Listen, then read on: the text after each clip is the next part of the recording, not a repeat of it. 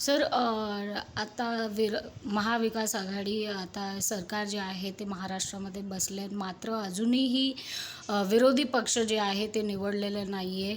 ठाकरे गटामध्ये मोठ्या प्रमाणात धुसफूस सुरू झाले आहेत. पहिले असं बोललं गेलं होतं की भास्कर जाधव यांचं निवड होण्याची शक्यता आहे. मात्र आता त्यांचेही काही नेते असं म्हणत आहेत की त्यांना भास्कर जाधव नको आणि आदित्य ठाकरे यांचीच निवड झाली पाहिजे. ह्याच्यावर तुम्ही कसं बघतायत? बघा, हे उद्धव ठाकरेजीचे पार्टीचा अंतर्गत विषय आहे.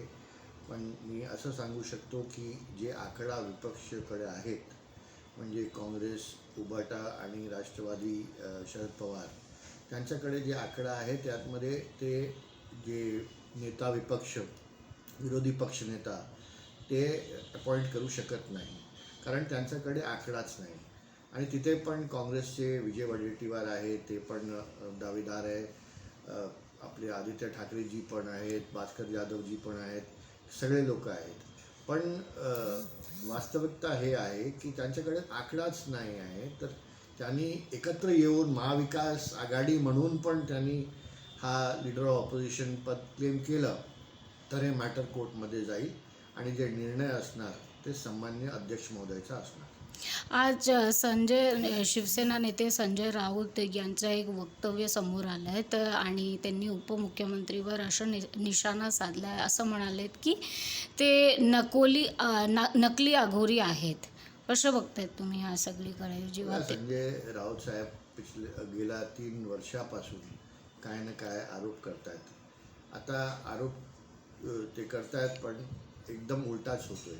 त्यांनी सांगितलं एकनाथ शिंदेचं बरोबर 14 जे आमदार आहे परत येणार, मग 40 झाले, सरकार झाली. त्यांनी सांगितलं सरकार पडणार, सरकार पडली नाही.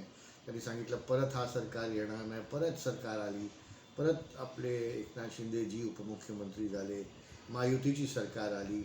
संजय राऊत जे सांगतायत त्याचं बिलकुल उलटाच होतो.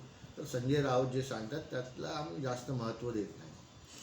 शेवटचा प्रश्न, आता ठाकरे गटाची महत्त्वपूर्ण बैठक जी आहे ते आजही सुद्धा पार पडणार आहेत. खासदारांची एक महत्त्वपूर्ण बैठक असणार आहे.